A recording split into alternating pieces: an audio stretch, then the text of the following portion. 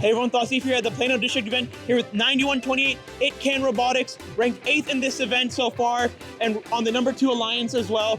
Really excited to talk about their amazing robot with a tilted elevator and amazing fast, it's reliable, and also vision as well. Really excited to get down here on Behind the Bumpers.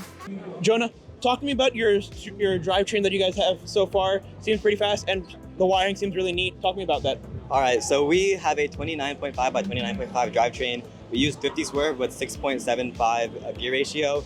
On our wiring in our base is the Swift CanX system. We use it because it's very reliable and it's we have no issues with it so far this competition. It's very reliable, and we also like to put all electronics on the belly pan so that it's ease of access and it's less likely to break. Now to transition through from your drivetrain, talking about the superstructure that you guys have. Rayan, tell me more about that. All right. So we use rev linear actuators to pivot our elevator to where we want. We use a 2-to-1 gear ratio with our Kraken motors. We have Swift elevators on the top here. These are very reliable and very fast for us. They're called Swift Ascends. We also have a hang that I catted and built. Let me just move this. Can I move this back? Or yeah. Are you quickly able to see this robot enabled and see the superstructure in motion?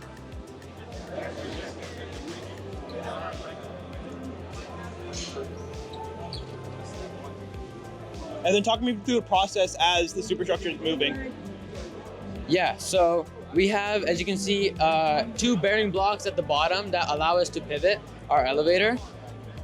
The same goes for our linear actuators. They're on the same mounting point so that they don't pivot differently. These linear actuators, they have lead screws that go through them. When they spin, they have a lot of torque and power behind them to be able to move this up and down. Yeah, are you able to see the motion happen? Yeah. And these are our different scoring positions we have here. So you have the Swift Ascend as your elevator, essentially, with the rev linear actuators as your tilt. So we have just one motor powering both of these. We have a rod that goes through, and that connects with two teeth right here.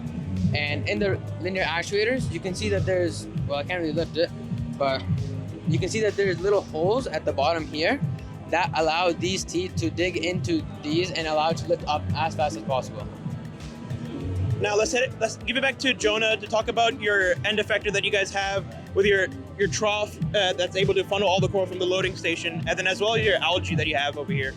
All right, so I'll start with our funnel. So we intake from the human player station. We do not do ground coral or ground algae. So one of our major goals of this year for our robot is to be as light as possible, which will touch more with the end effector. So our funnel is a singular bent polycarb plate that is to reduce weight without having a max tube to add more weight to the funnel. We cut this on our laser cutter, same with all of our other machine parts. Our funnel has gone through many iterations, and due to the pivoting elevator, gives us a better angle for our funnel, so that way we can stay consistent and be very fast when we're scoring without worrying about losing the coral. But one last thing I'd like to add about our funnel is that the funnel itself can almost entirely passively intake the coral, but we have a motor here with the wheels on this churro here that is, in case it gets stuck or if it needs some help and assistance, it shoots it through. Can we talk about this little piece of cardboard over here? Yeah, so over here we have an idler. We had some issues with the polycarb bending inwards, which would release the tension on the belt. So we added this idler and this piece of cardboard to prevent the belt from slipping. And ever since we put it on, we've had 0 issues with it. Jonah, talking about this end effector that you have over here, you're able to do coral over here, but also a massive part for algae. Yeah, so as I mentioned earlier, our whole goal of this season was that we have a super lightweight robot, and one of the main reasons why we had a pivot on our robot was so that we didn't have to add a pivot on our elevator to reduce that weight and that moment on our robot. So here we use the Max composite plates, which are mounted to this Max tube on top of our elevators, and it's gone through many iterations. The mounting has changed over the course of the season, but we figured here that we have cross beams here that help support it so it stays rigid when we're in the air.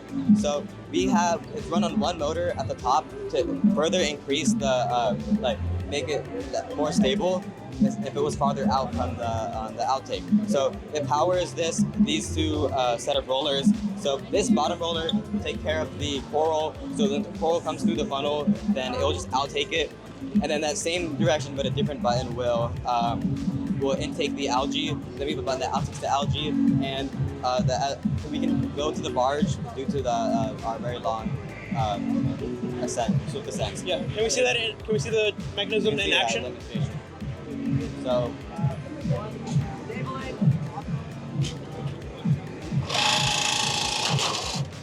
So then we can go up to level 2, 3, and 4.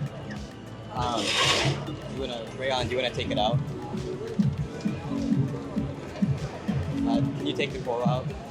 And then we also have the ability to intake the algae. Like we put an algae in the robot.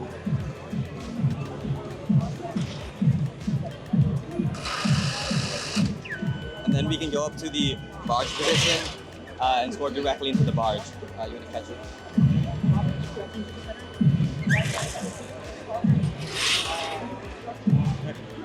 Now, one thing that we forgot to mention, Rayon, talk to me about this climber that you have. Go into more details about how it works. Seems like it's kind of like the butterfly style with a mix of 118 every bot. Talk to me about that. Yeah, so over here, what powers all of this is a rev gearbox that is 100-to-1. It has a ratcheting system inside of it that is engaged with a servo. So the way it works is when it spins, the ratchet catches and this won't come up anymore. And the way we deploy this whole system, we have a spring right here. Once this motor, yeah. So as you can see, as this motor turns, the spring pulls it down and it pivots on that bearing block over there. We have a funnel right here. This grabs the cage, so if it's spinning or moving in any way, we can instantly grab it and direct it into our grabber right here. So if you guys can pull it back out real quick.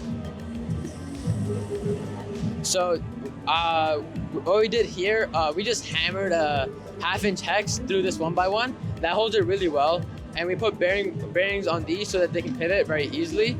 These parts in the middle are 3D printed. It's to hold everything and keep everything super light. So it just goes like this and grabs the cage instantly. These on the back, these fins here, this keeps the cage from straying left and right and accidentally going back here, which we did find that was an issue. Over here, we have these 90-degree angle to make sure this is as sturdy as possible. Now, let's hand it over to Abdullah. Abdullah, talk to me about the programming that goes on in this robot. I see you guys have 2 Limelight 4s over here. Talk to me about that. You have some auto aligning. What's going on? Yeah, so at the beginning of the season, whenever we were trying to do auto align, because we knew it was going to be a huge part of the game with all the refaces and all the precision. So originally, we only had 1 Limelight on our robot, but we realized that the accuracy was off, and we didn't want to deal with a lot of the ambiguity with 3D April tags. So we decided to put 2 Limelights on there that are the correct distance apart. So the reef is 13 inches, the poles are 13 inches away from each other. So we decided to have Limelights that are that exact distance away. So that way we don't have to worry about ambiguity or nothing of that. And so now, can we see this? You have an April tag set up. Can we see this auto line work? Yeah, so if you want to come over here, one other cool thing that we have with our auto align is that so we have this stored state, and so what the operator does is whenever we want to auto align, before we actually do the auto align, we decide what pipeline what April tag we wanted to look at, what level we wanted to go, and what angle we wanted to go. So this way, all our driver has to do is press a single button, and then everything is set for them already, and they don't have to do any extra thinking. So now if so if Jonah wants to try aligning now. So you can see that it corrects it, and then it also extends, and so everything's really easy, and it allows us to have those really fast cycles. Now go ahead. Yeah, one other thing that we found was very helpful, especially with tuning our elevators and everything, was that in our constants we have a enum for our superstructure with the pivots and elevators, and so all of our positions that we use are all here. And so whenever we need to tune our superstructure for the field based on field variation and all of that, we're able to do that really easily. Now I want to hand it over to Asia to talk about this amazing ITKAN program that you guys have. A big banner to talk about ITKAN. You also have an ITKAN girls team. Talking about this entire program you have. So here at ITKAN, our main goal is focusing to spread STEM to underrepresented and underserved communities in order to empower the future generation of STEM leaders.